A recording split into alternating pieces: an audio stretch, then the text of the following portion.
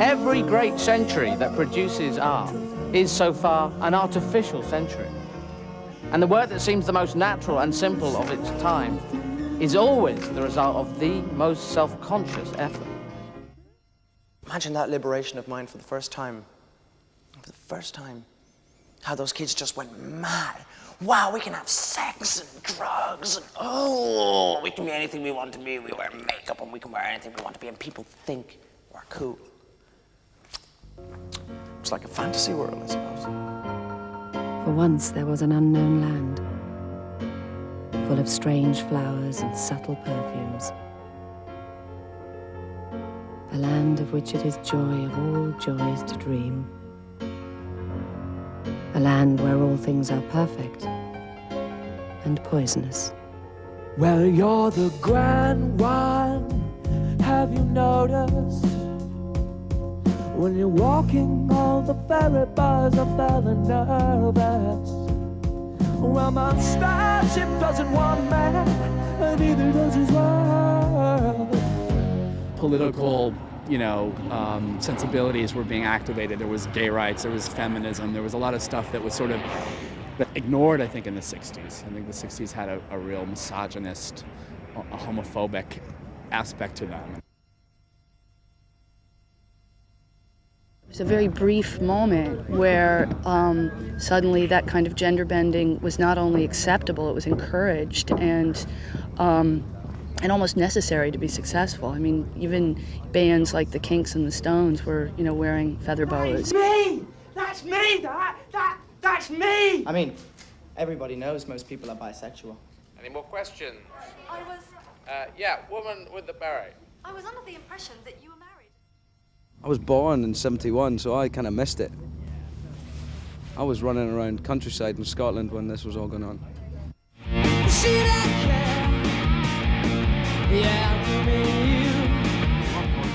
I love all that stuff. I love the idea of anything going and the bisexuality being hip, but at the same time, I think there was a lot of hypocrisy in it, and people saying they were gay and bisexual who weren't, and it was just a hip scene to be in.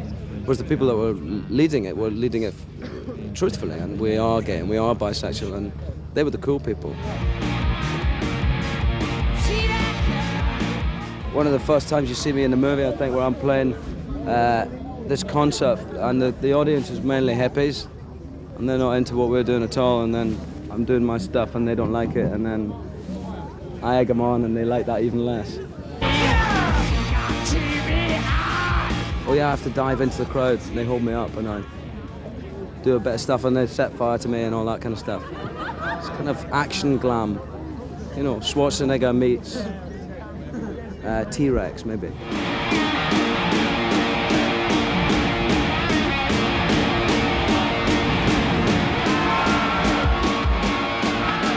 Yeah, I love this stuff. I like the performance because I want to be a rock star, really.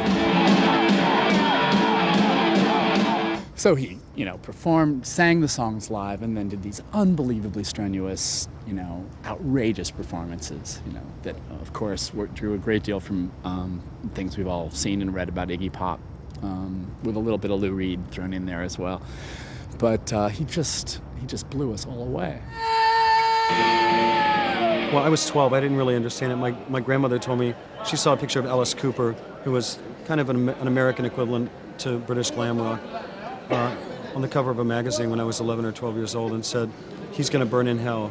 And of course, I was intrigued immediately by this person. I wanted to know about him. Well, I think when punk rock was ushered in, it was a little bit more of a sexless musical revolution. Of course, it was incredibly sexy in its own way, but I think politically, things just changed dramatically, in the mid-'70s. That this is a period of time that had great style and great humor about itself, and was able, in British words, to take the piss out of itself, at the same time saying something and having a good time while saying it. I think that's what a lot of that is about. It's a crime, your mystique, momentary seizure of love. So you're saying you're bisexual? Yeah, I like boys, I like girls. They're all great.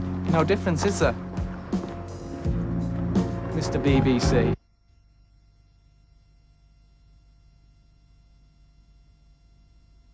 I'm not really myself, except in the midst of elegant crowds, at the heart of rich districts, amid the sumptuous ornamentation of palace hotels, an army of servants, and plush carpet underfoot.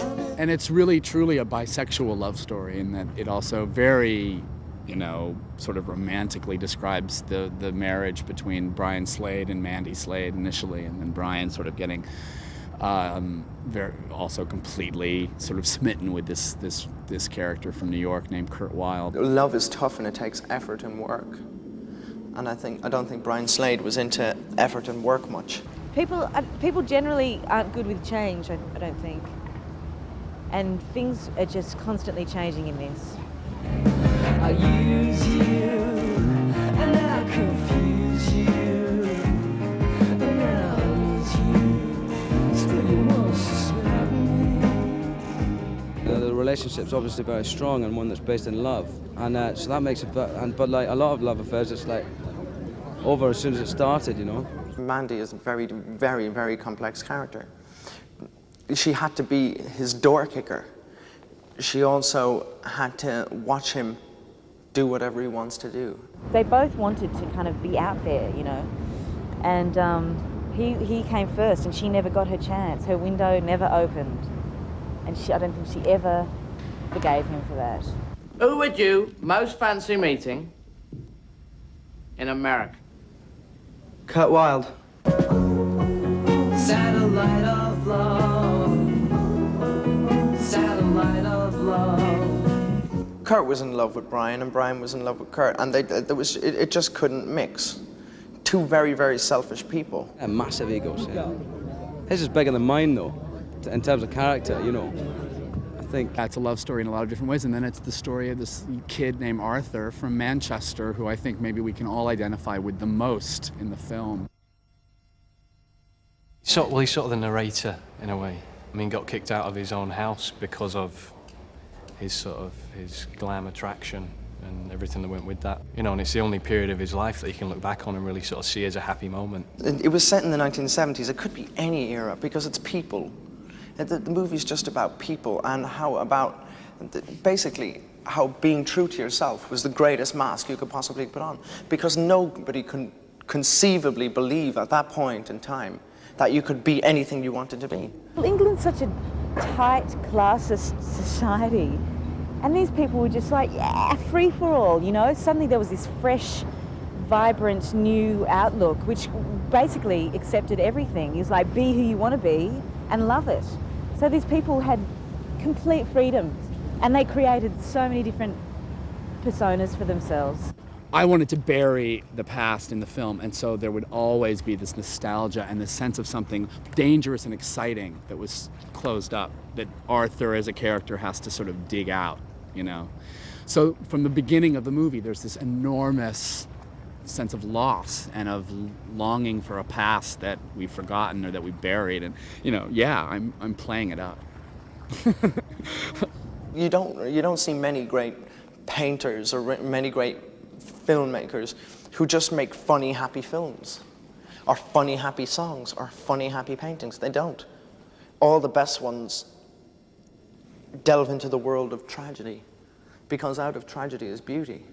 And I remember going to the movies when I was a kid and feeling that thrill about going on some unknown trip somewhere, and I would love Velvet Goldmine to have that feeling about it. Nothing is ever as simple as it might seem in his movies, and that's definitely the case with Velvet Goldmine. If you're creating a myth, initially, artificially, the best way to really pull it off is to become the myth. Because the secret of becoming a star is knowing how to behave like one. Action!